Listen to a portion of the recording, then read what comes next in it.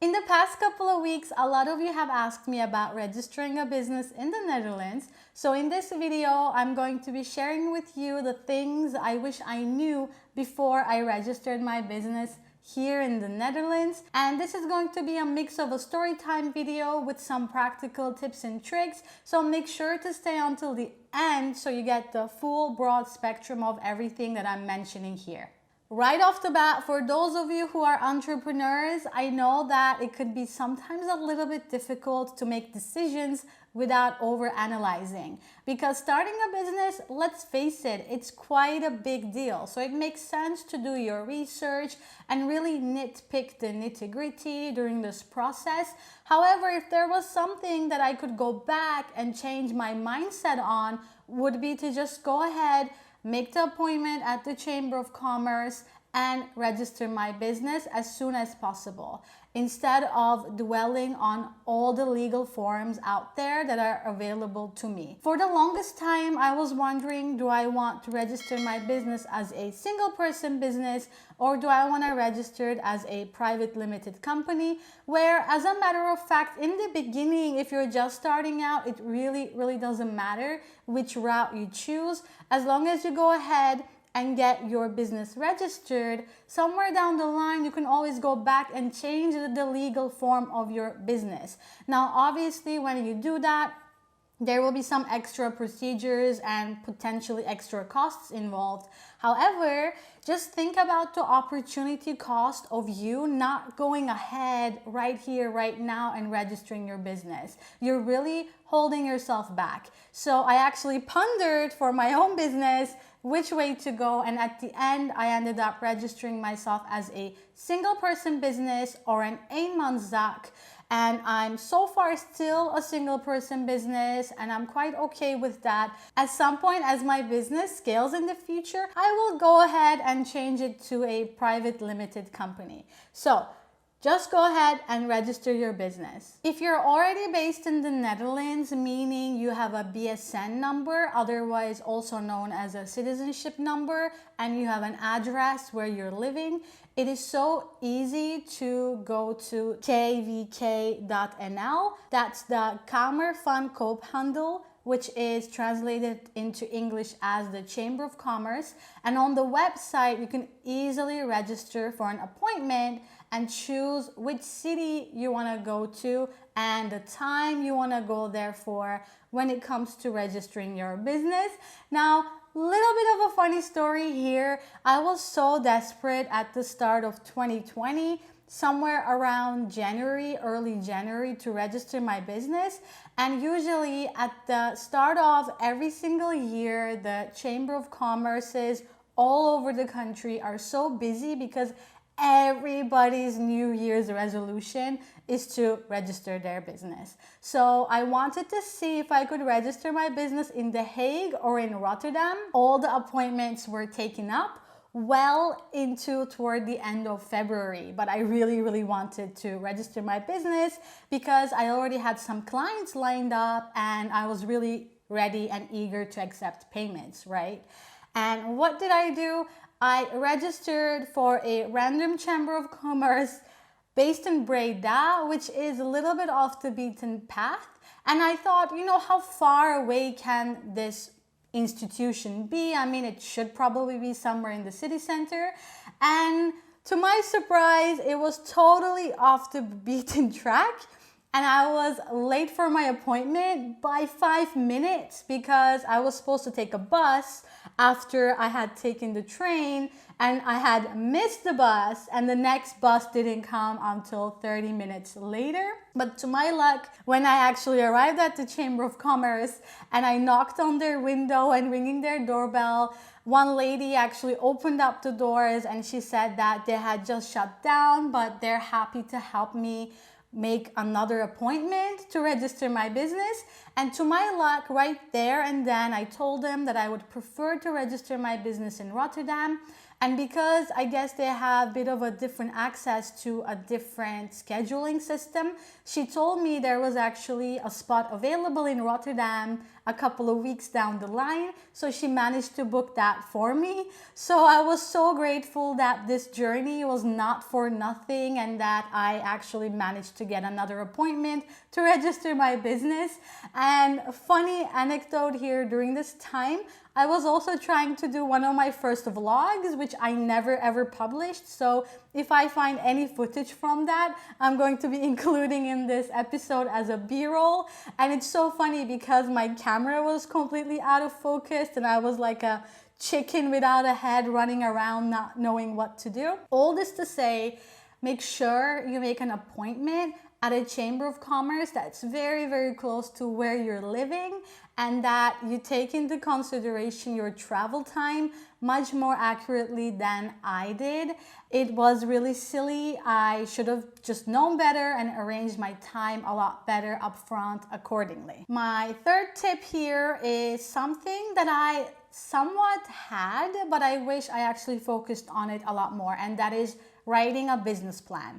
Now, if you've seen some of my other videos popping up on your screen around the topic of registering a business in the Netherlands, you probably remember that I said you don't necessarily need a business plan to show as a proof that you're capable of running that business.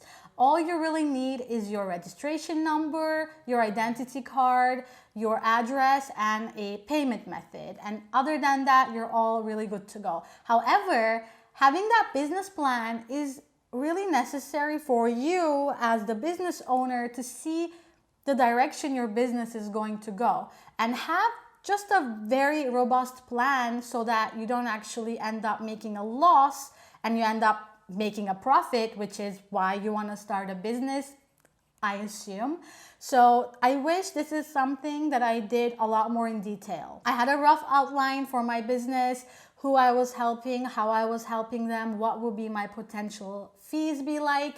And I really wish I actually went down into the details, explaining the kind of business system I have, what kind of tiered packaging I have, what would be the ideal client that I would want to work with.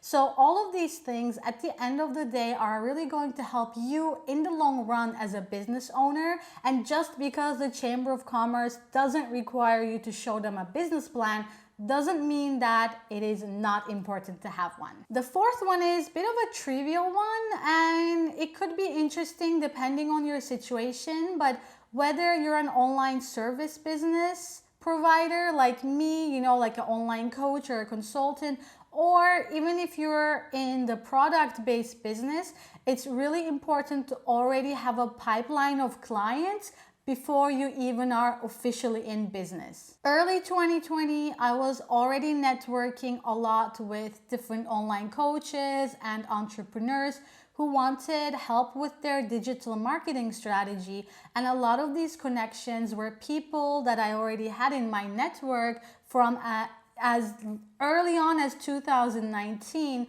and I had built that relationship with them to really get that know, like, and trust factor, so that at the start of the year I could sign them on board to provide social management services. All this to say, it takes time before you get that pipeline of ready to buy clients.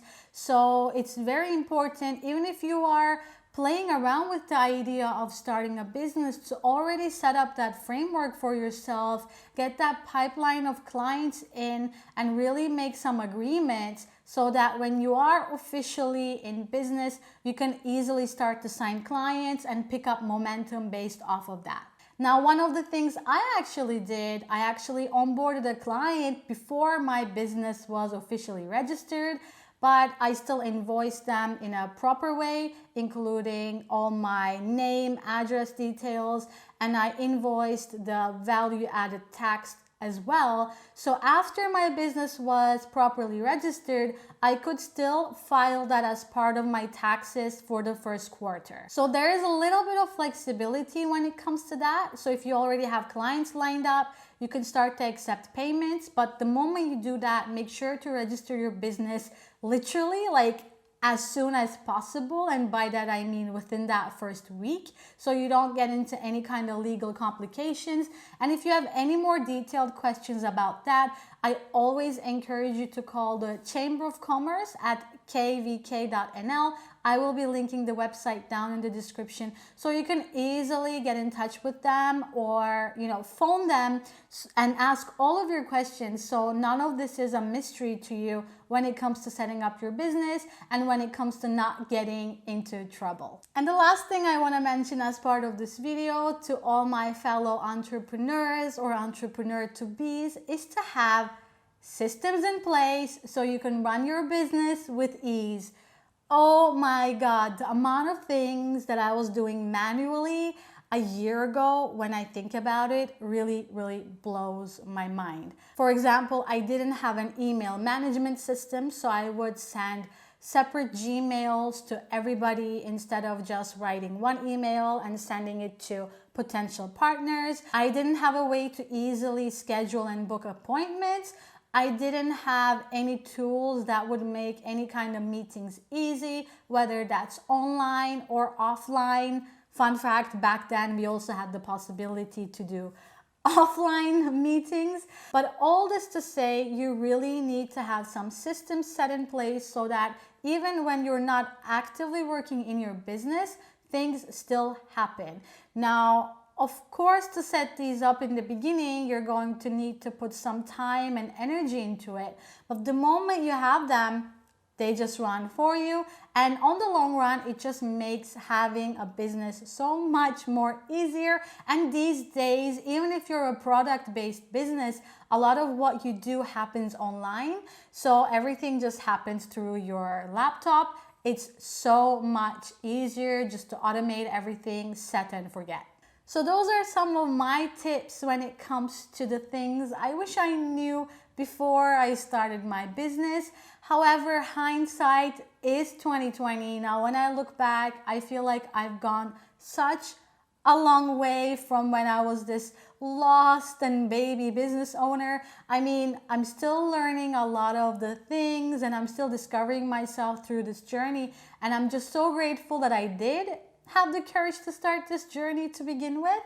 And there's still a lot of things I have to learn. I'm constantly learning, and that's one of the best things I love about being a business owner. Now, if you've stuck up until this point, you might want to know the story that I'm sharing with you about me quitting the corporate world of architecture and the journey before I actually went down to being a business owner. And that video is popping up on your screen right now, right here. You might be interested in checking out why I made this switch to begin with, especially if you're in that phase of your life, you're heavily considering becoming a business owner. I hope you enjoyed this video. Until the next time, you know what to do. Don't forget to stay awesome, and I will see you very, very soon. Bye-bye.